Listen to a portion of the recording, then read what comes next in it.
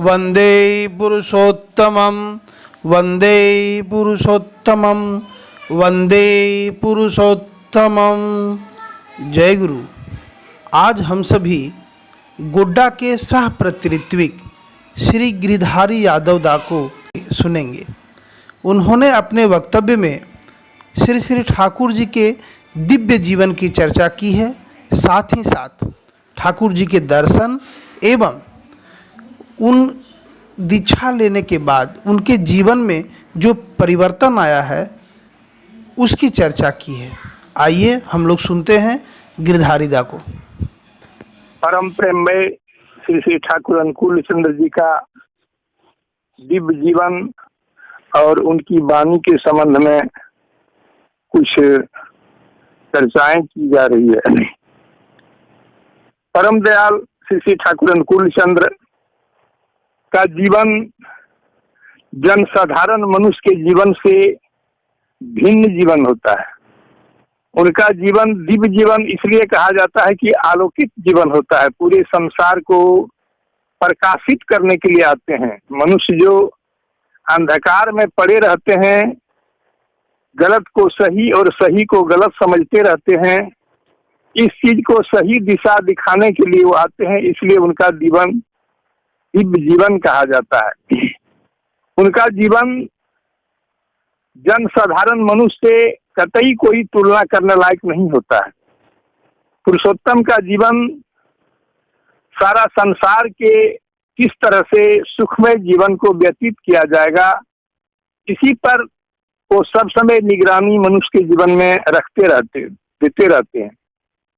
उनका जीवन बचपन से ही दिव्य जीवन रहता है। माँ के गर्भ से ही जब वो निकलते हैं, आते हैं, मनुष्य तो जन्म लेते हैं, जन्म नहीं लेते, वो प्रकट होते हैं।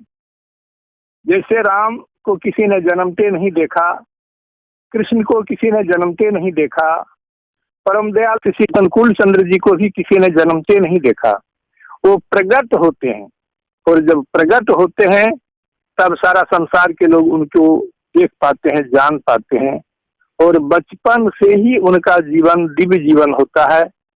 ठाकुर जी का जब जन्म हुआ था 1888 ईस्वी 14 सितंबर पावना जिला ग्राम हिमायतपुर नगरी के अंदर में, तो बचपन में जब जन्म मतलब प्रकट हुए माँ के गर्भ से, उसी समय खिलखिला के हंस रहे थे और उनका माथे पर एक भी बाल नहीं था। 3200 दांत विद्वान था, ऐजान बाहु था। जन साधारण मनुष्य से बिल्कुल भिन्न होता है उनका हर चीज। इसलिए उनका जीवन को दिव्य जीवन कहा जाता है। और शुक्ल पक्ष के चांद के तरह जब वो बढ़ते गए तो बचपन से ही उस दिव्य लीला को उन्होंने प्रारंभ किया और जवानी तक 81 वर्ष की उम्र तक उन्होंने उस लीला को अपने जीवन के मनुष्य के बीच विस्तारित करते रहे। उनके जीवन के साथ जिन जिन लोगों ने अपने जीवन को लेके मिला के जोड़ के चला, उन सभी लोगों का जीवन में हर प्रकार का अनुभव लोगों ने कर पाया। उनका जीवन का सर्वांगीण विकास की तरफ वो ले चल पाए और अपने जीवन में अनुभव किए कि इस संसार में मेरा आने का उद्देश्य क्या था। से जो पुरुषोत्तम से अलग रहते हैं, उनका जीवन का उद्देश्य वो समझते हैं, खाना कमाना, 2-4 बाल बच्चा पैदा कर लेना, बस इतना ही जीवन का उद्देश्य समझ लेते हैं। लेकिन जिन्होंने उनके जीवन के साथ अपने जीवन को जोड़ पाया, अपने जीवन को उनके साथ मिला के ले चलने का अवसर जिनको प्राप्त हुआ, उनको ये समझ में आया कि जीवन का उद्देश्य केवल इतना ही नहीं है। जीवन का उद्देश्य है ईश्वर प्राप्ति। प्राप्ति का मतलब होता है प्रकृष्ट रूप से उन्हें अपना बना के चलना। जिन्होंने जीवन में अपने जीवन में ईश्वर को अपना बना लिया, वो सारा संसार को अपना समझता है। उनको कहीं कोई चीज पराया नहीं लोकता है, वो हर एक चीज को अपना ही समझता है। इसलिए कि ईश्वर के सृष्टि के अंदर में सभी चीज ईश्वर का है, तो हर चीज को ईश्वर के सृष्टि के अंदर जितने भी चीज है सबको अपना समझते हैं। ठाकुर जी के साथ विभिन्न लोग विभिन्न तरह की समस्या लेकर के आते थे, लेकिन सभी समस्याओं का समाधान वो प्रेम के परिचालन से करते थे। किसी तरह का शासन, किसी तरह का धमकी, कोई कानून के तहत किसी का माने बद स्वभाव हो या गलत आचरण हो या गलत अभ्यास हो, किसी तरह से धमकी दे करके वो किसी को अच्छा नहीं करते थे। अपने प्रेम के परिचालन में उनको एक प्रकृत मनुष्य बनाने की कोशिश करते थे, जो सदा के लिए उनका अपना बन जाता था। इसी क्रम में अमेरिका से एक गुरु भाई मिस्टर एक्समैन ठाकुर जी के पास आए थे। भारत में बहुत जगह घूमे, बहुत जगह घूमने के बाद उन्हें ये पता चला कि देवघर में एक सत्संग आश्रम है, वहाँ ठाकुर अनुकूल चंद्र नाम की एक व्यक्ति है, वहाँ भी वो आने का अवसर उनको प्राप्त हुआ। आए ठाकुर जी के पास, यहाँ का परिवेश देखने के बाद उन्हें बहुत अच्छा लगा।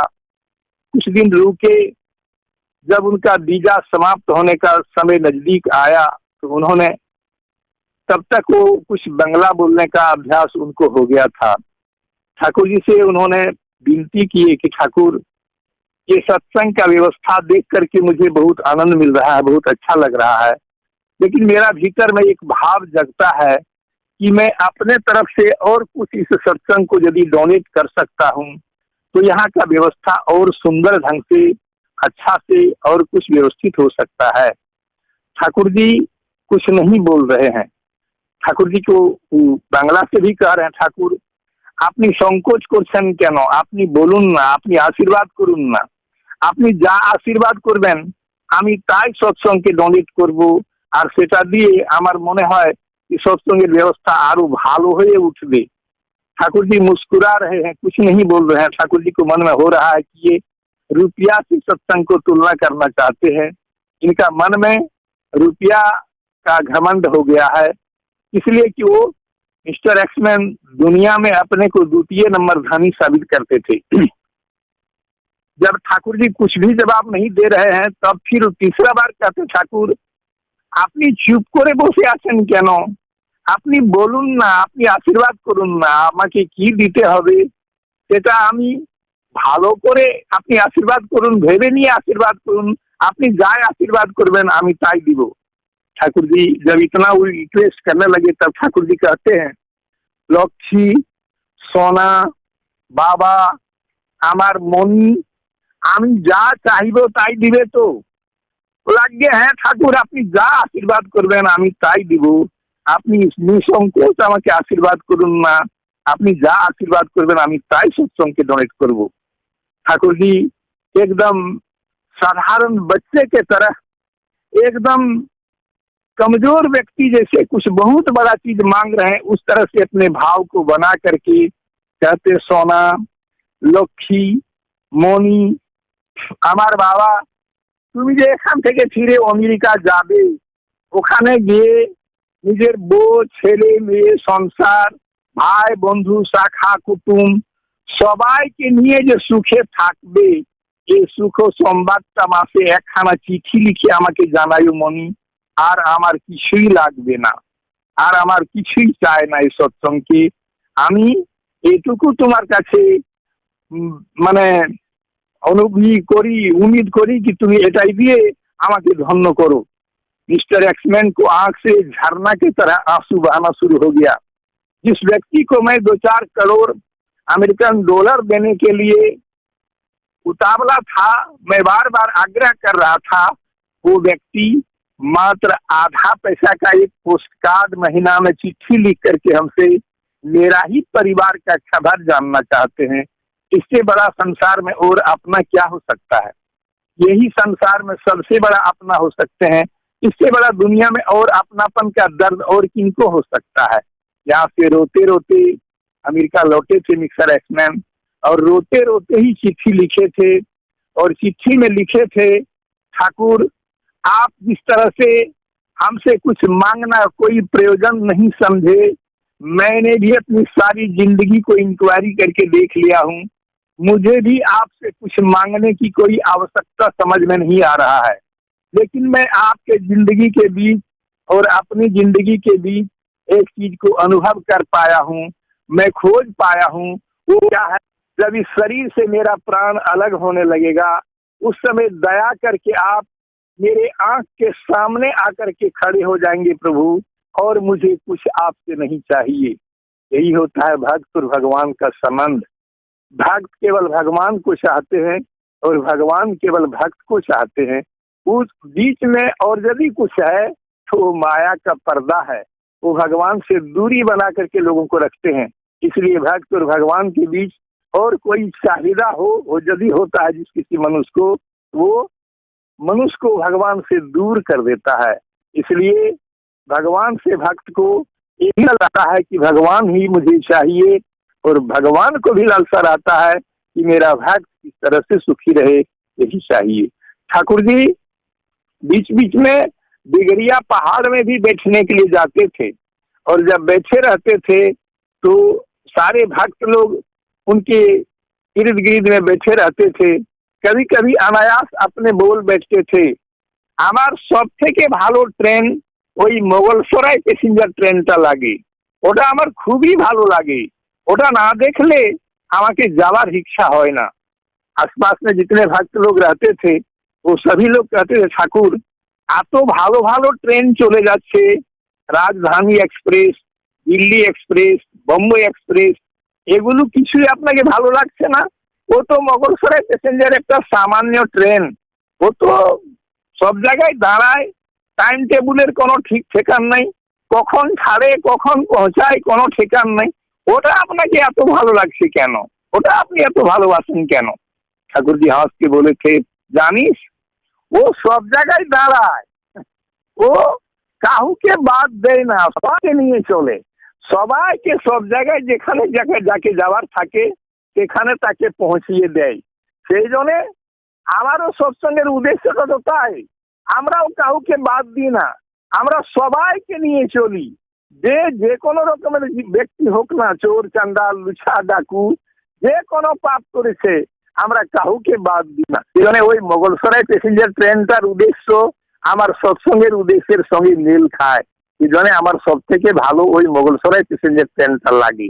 इसका मतलब ठाकुर जी संसार में जब आते हैं तो दुनिया में और किसी को बात नहीं करते, सबको लेके चलते हैं। वो सर्वगुण संपन्न सर्वज्ञान संपन्न होते हैं और त्रिकालदर्शी होते हैं। आज से 10 जन्म के बाद मेरे जीवन में क्या होगा या क्या हुआ था, वो सारा चीज को वो जानते हैं। इसलिए पुरुषोत्तम के साथ और किन्हीं को तुलना नहीं किया जा सकता है। पुरुषोत्तम अद्वितीय होते हैं। पुरुषोत्तम ठाकुर जी को आज हम लोग इसलिए मानते हैं, इसलिए कहते हैं, जन साधारण मनुष्य में वो सब गुण देखा नहीं जाता है। पुरुषोत्तम में 6 गुण खास करके होता है, इसलिए उनको एक और नाम है खटेश्वर। जो 6 गुण के मालिक होते हैं उनको खटेश्वर भी कहा जाता है। 6 गुण के अंदर में ज्ञान, वैराग्य, ऐश्वर्य, श्री, जस और वीर्य, ये 6 ज्ञान किसी मनुष्य में नहीं पाया जाता है, इस ज्ञान केवल परमात्मा में ही पाया जाता है। इसलिए वो अतुलनीय होते हैं, उनके साथ और किसी साधारण जीव को तुलना नहीं किया जा सकता है। इसलिए ठाकुर जी इस संसार में आए थे, सामान्य मनुष्य के तरह रहते थे, लेकिन उनके साथ और संसार के किसी व्यक्ति को उनका हाव भाव, तुलना, बोल चाल, रहन सहन, खान पान, कुछ भी किसी मनुष्य के साथ तुलना करने लायक नहीं होता है। और वे जघन्य से जघन्य पापियों को उद्धार करने के लिए आते हैं। उनका एक नाम पतित पावन भी है। पतित पावन आज तक धरती पर किसी संत महात्मा को उपाधि नहीं दी गई है। पतित पावन केवल परमात्मा को ही कहा जाता है। मैं तो एकदम, मैंने क्या कहा जाए, नाली का जैसे कीड़ा था, अगर कीड़ा होता है, उसी तरह से मेरा जीवन था। सत्संग में आने के पहले यानी 7 वर्ष की उम्र में मेरे पिताजी इस दुनिया से गुजर गए थे, मुझे छोड़ के चले गए थे, परलोक गमन कर गए थे। लावारिस जीवन की तरह मैं जी रहा था। करीब लगभग 24 वर्ष की उम्र तक हम उदंड जीवन जीते थे। शराब पीना, लोगों से झगड़ा करना, मौसी खोल करके लोगों का फसल नष्ट कर देना, यही सब मेरा जीवन का एक उद्देश्य हो गया था। अनायास हमारे जो श्रद्धे पूजनीय ऋत्विक देवता श्री नारायण प्रसाद हैं, वो मेरे गांव में एक जगदीश दुबे नाम के ठेकेदार थे, उनका काम देखने के लिए आए हुए थे। और उसी काम देखने के कारण काम हो गई, लौट के देवघर जाना था। उस समय देवघर में पोस्टिंग थी उनकी। वो ठेकेदार साहब बोले, सर आप तो फिर कल ऐसे कीजिएगा, तो रुक न जाइए, वहाँ देवघर से फिर आने में तो लेट होगा, यहीं रुक जाइए, कल काम समाप्त करके जाइएगा। तो बोले ऐसे हम नहीं रुकेंगे जी, सत्संग का व्यवस्था यदि हो सकेगा तो हम रुकेंगे। वो दुबे जी भी थोड़ा कीर्तन भजन का बड़ा शौकीनदार थे, वो भी सोचे हमको भी भजन वजन गाने का अवसर मिलेगा, इसलिए उस सत्संग का व्यवस्था कर दिए। जिंदगी में किस चिड़िया का नाम सत्संग कहा जाता है, उस दिन के पहले मुझे कोई पता नहीं था। खबर मिला, गए वहां पर। जब वहां पर गए तो बहुत सारे लोग बैठे हुए थे। हमारे ऋत्विक देवता श्रद्धे नारायण दा खड़ा होकर के ठाकुर जी के संबंध में, उनकी जीवनी, उनकी वाणी के बारे में कुछ बोल रहे थे। इसी बीच में वो बोल बैठे कि बिना गुरु का धर्म करने का कोई अधिकार नहीं बनता है। तो हम जब वो बोल के बैठे तो उस दिन भी मैं शराब किया था। मैं उनसे प्रश्न किया कि सर आप जो बता रहे थे बिना गुरु का धर्म करने का अधिकार नहीं बनता है, इतने लोग जो करते हैं, जल चढ़ाते हैं, बजरंगबली का पूजा करते हैं, अष्टजाम करते हैं, विभिन्न प्रकार का लोग धर्म करते हैं, क्या ये सब धर्म नहीं है? कोई बताए थे कि धर्म को पहले जानिएगा तब न कीजिएगा जी। मनुष्य जान ही नहीं पाता है धर्म क्या चीज है, फिर धर्म करने की बात कहाँ है। तो हमने कहा कैसे जानेंगे? तो बताए दीक्षा लेना पड़ता है। हम किन की दीक्षा लेंगे? तो अभी ठाकुर जी की दीक्षा हम लोग लिए हैं, ठाकुर जी की दीक्षा लेना पड़ेगा। हम कौन देंगे? तो बोले मुझे देने का अधिकार है, हम देंगे। हमको लगा ऐसे ही उठा के कुछ वही वस्तु होगा दे देंगे। हम क्या अभी दीजिएगा? क्या तू अनुभव कर चुके थे कि मैं किया हुआ था? बोले नहीं, सुबह ले लीजिएगा। उसी दिन सुबह होकर के मैं दीक्षा लिया और लगभग 1-1.5 महीना के बाद परम पूज्यपाल श्री बौरदा का जन्म तिथि उत्सव था, वो डेट बता दिए थे। उसी डेट पर देवघर गए और देवघर में जा करके नजदीक से उन्होंने ठाकुर जी को दर्शन सशरीर में मुझे करा दिए। जिंदगी का वही एक दिन, माने जिंदगी का प्रथम बार और कहिए इस जीवन का अंतिम बार, वही एक दिन जीवन में ठाकुर जी को दर्शन करने का अवसर मिला। और उसी समय उस दर्शन के माध्यम से शरीर में एक प्रकार का जैसे करंट लगे, उसी तरह से करंट की तरह मेरे शरीर में एक कोई माने शक्ति संचालित जैसे हो जाए, उसी तरह से हमको अनुभव हुआ। बाद में तो फिर कभी पैदल, कभी साइकिल से, इस तरह से मैंने देवघर जाने का इस तरह से मुझे झोंक बढ़ गया, जो बहुत ज्यादा झोंक बढ़ गया। ठाकुर जी को संग करने का, उनसे कोई बात करने का तो मुझे जीवन में सौभाग्य नहीं मिला। उसके कुछ ही दिन के बाद ठाकुर जी, हम 68 के 30 अक्टूबर को दीक्षा लिए थे। 68 ईस्वी 30 अक्टूबर को दीक्षा लिए थे और 1969 में 26 जनवरी को ठाकुर जी तो शरीर छोड़ करके लोक गमन कर गए। 2-2.5 महीना के बाद वो अवसर मुझे फिर प्राप्त नहीं हुआ कि मैंने फिर से ठाकुर जी के पास, और उस समय समझते भी नहीं थे कि ठाकुर जी पुरुषोत्तम है कि भगवान है, कौन है। उस समय लड़कपन जीवन था, कोई ज्ञान नहीं था, इसलिए समझदारी नहीं था, कुछ नहीं समझ बूझ पाए थे। लेकिन बौरदा का संग करने का मुझे बहुत अवसर मिला और बौरदा के बाद दादा का भी संग करने का अवसर मिला।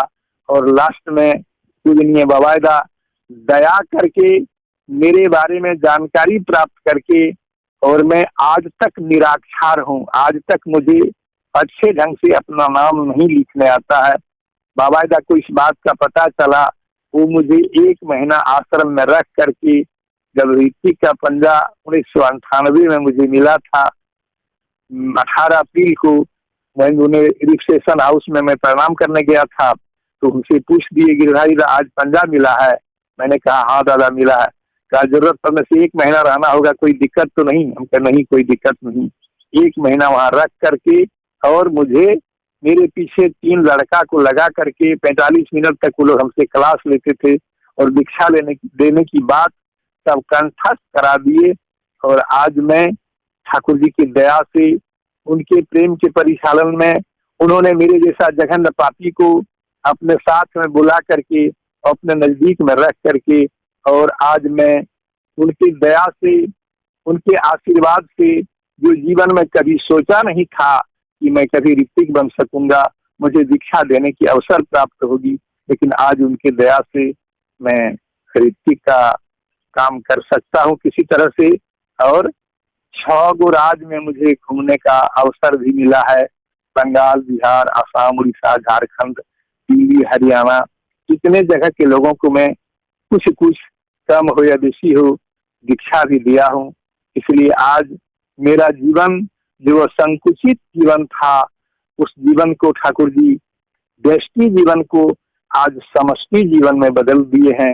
इसी तरह से हर मनुष्य यदि चाहे कि मैं अपने व्यष्टि जीवन को उस समष्टि जीवन में बदल करके ठाकुर जी के साथ मिला के यदि लेके चलूं, तो सबका जीवन में आनंद का खजाना भर जाएगा। आनंद का कोई कमी नहीं रहता है।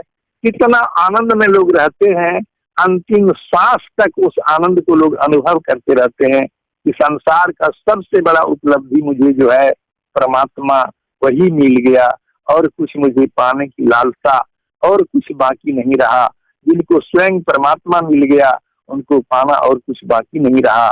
इसलिए मैं पूरे सभी सत्संग जगत के गुरु भाई अर्थात नन गुरु भाई से ये रिक्वेस्ट करता हूँ कि जो ठाकुर जी को अपने जीवन में पुरुषोत्तम के रूप में समझ लिए, वो कभी भी ठाकुर जी से कोई छल, कोई प्रवंचना, कोई तरह का कपटता नहीं रख करके जितना पार लगे उतना ठाकुर जी के इष्ट स्वार्थ और इष्ट प्रतिष्ठा अपने जीवन में यदि लागू करने की कोशिश करेंगे, तो मैं ये अपने जीवन की अनुभूति बताता हूँ कि उनके जीवन में बिना मांगे जो जरूरत है वो सब कुछ मिलता है। हमारे पूजनीय बाबादा कहते रहते हैं कि माँ जब छोटा बच्चा को सोला करके रोटी बेलने जाती है, कोई काम करती है, बच्चा जब रोने लगता है तो माँ जाके दौड़ के देखती है, तो देख करके ही अनुभव कर लेती है कि पैंट में पेशाब किया है या नहीं तो भूख लगा है, क्या हुआ है देखने के बाद ही वो समझ लेती है। तो हम लोग उस परमपिता के संतान के सामने उसी खाट पर लेटे हुए बच्चे के समान हैं। हमको उससे कुछ मांगने की कोई आवश्यकता नहीं पड़ेगा। हम यदि अपने सारा चीज को उनके ऊपर निछावर करके और केवल उनका आदेश को पालन करके चलते रहेंगे, तो मेरे जीवन में कभी भी किसी प्रकार का कोई कष्ट, समस्या और कुछ भी हमको परेशान नहीं कर सकता है। इन्हीं शब्दों के साथ मैं पूरे सत्संग जगत के सभी गुरु भाई और जो नन गुरु भाई हैं सबकी परम पिता के रातुल चरण में मंगल कामना करते हुए अपनी वाणी को विराम देता हूँ। जय गुरु, जय गुरु।